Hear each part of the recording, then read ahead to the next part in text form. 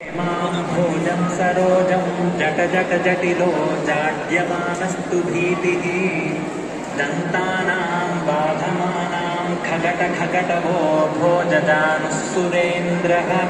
निष्प्रत्यूहं स राजा गह गह गहतः पातु मां नारसिंहः शङ्खं चक्रं च चापं परशुमिषुमसिं शूलपाशाङ्कुशास्त्रं बिभ्रन्तं वज्रखेटं फलमुसलगदा कुन्त्यमत्युग्रदंष्ट्रम् ज्वालाकेशं त्रिनेत्रं ज्वलदनलनिभं हारकेयोरभूषं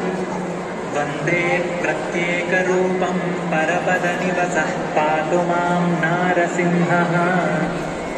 पादद्वन्द्वं धरित्री कटिविपुलतरो मेरुमध्योढ्वमूरुम्